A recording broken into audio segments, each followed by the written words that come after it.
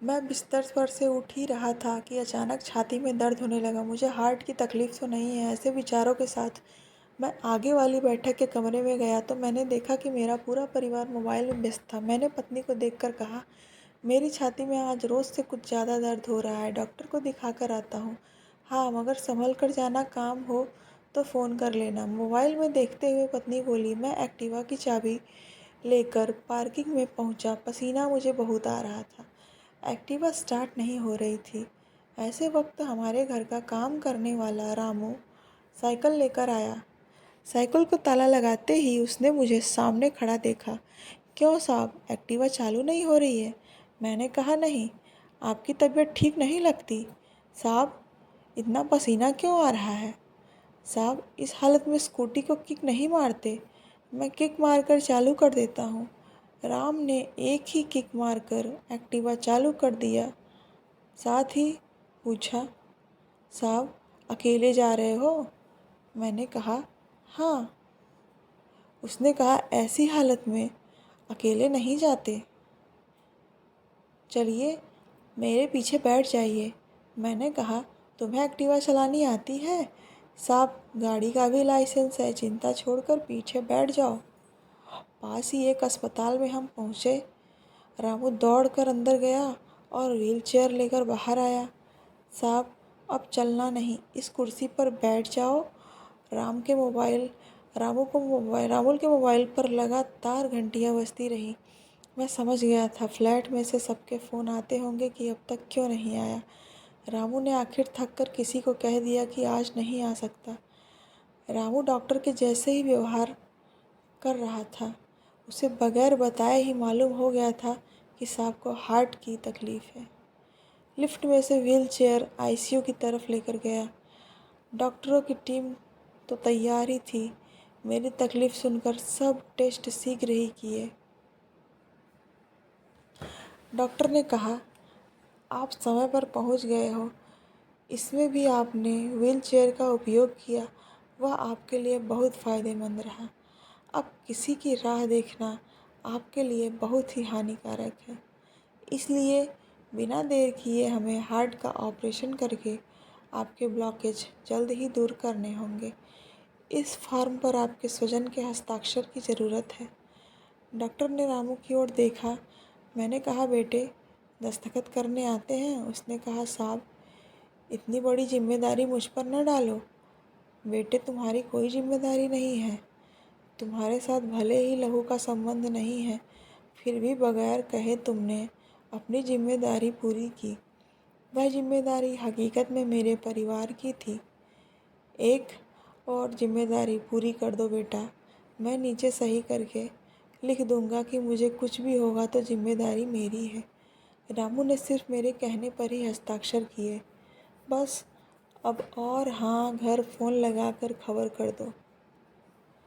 बस उसी समय मेरे सामने मेरी पत्नी का फ़ोन रामू के मोबाइल पर आया। वह शांति से फ़ोन सुनने लगा। थोड़ी देर के बाद रामू बोला, मैडम आपको पगार काटने का हो तो काटना, निकालने का हो तो निकाल देना, मगर अभी अस्पताल में ऑपरेशन शुरू होने के पहले पहुंच जाओ। हाँ मैडम, मैं साहब को अस्पताल लेकर आया हूँ। डॉक्टर ने ऑपरेशन की तैयारी कर ली है और राह देखने की कोई ज़रूरत नहीं है। मैंने कहा, बेटा घर से फ़ोन था? हाँ साहब। मैंने मन में पत्नी के बारे में सोचा। तुम कितनी पगार काटने की बात कर रही हो कि किसको निकालने की बात कर रही हो? आंखों में आंसू के साथ राम के कंधे पर हाथ रखकर मैं बोला, बेटा चिंता नहीं करते, मैं एक संस्था में सेवाएं देता हूँ। वे बुजुर्ग लोगों को सहारा देते हैं। वहाँ तुम जैसे ही व्यक्तियों की ज़रूरत है। तुम्हारा काम बर्तन धोने का नहीं, तुम्हारा काम तो समाज सेवा का है बेटा। पगार मिलेगा, इसलिए चिंता बिल्कुल भी मत करना। ऑपरेशन के बाद मैं होश में आया। मेरे सामने मेरा पूरा परिवार नतमस्तक खड़ा था। मैं आंखों में आंसू लिए बोला, रामू कहाँ है? पत्नी बोली, वो अभी ही छुट्टी लेकर गांव चला गया।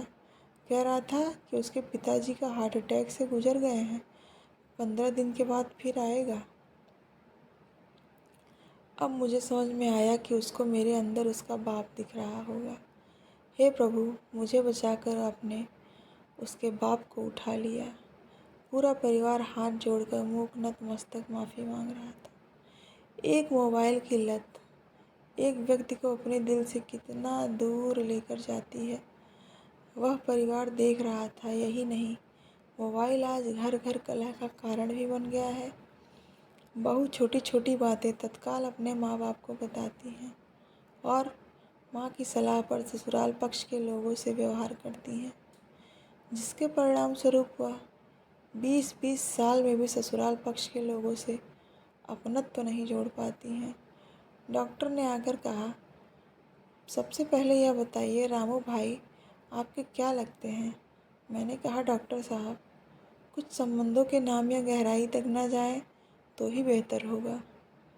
उससे संबंध की गरिमा बनी रहेगी। बस मैं इतना ही कहूँगा कि वह आपात स्थिति में मेरे लिए फरिश्ता बनकर आया था। मनोज बोला, हमको माफ़ कर दो पापा। जो फ़र्ज़ हमारा था वह रामू ने पूरा किया। यह हमारे लिए शर्मनाक है। अब से ऐसी भूल भविष्य में कभी भी नहीं होगी पापा। बेटा, सलाह लोगों को देने के लिए ही होती है। जब मदद की घड़ी आए तब लोग बंगले झांकते हैं या ऊपर नीचे हो जाते हैं। अब रही मोबाइल की बात, बेटे, एक निर्जीव खिलौने ने जीवित खिलौने को गुलाम बनाकर रख दिया है। अब समय आ गया है कि उसकी मर्यादित उपयोग करना है, नहीं तो परिवार, समाज और राष्ट्र को उसके गंभीर परिणाम भुगतने पड़ेंगे और उसकी कीमत चुकाने के लिए तैयार रहना पड़ेगा। अतः बेटे और बेटियों को बड़ा अधिकारी या व्यापारी बनाने की जगह एक अच्छा इंसान बनाएं। कृपया इस वीडियो को ज़्यादा से ज़्यादा शेयर करें। धन्यवाद। ऐसी ही प्रेरणादायक, शिक्षाप्रद, इमोशनल, पारिवारिक कहानियों के लिए हमारे चैनल को ज़रूर सब्सक्राइब करिए। धन्यवाद। आपका दिन शुभ हो। प्लीज़ कहानी को अंत तक ज़रूर सुनिए और ऐसी कहानी सुनने के लिए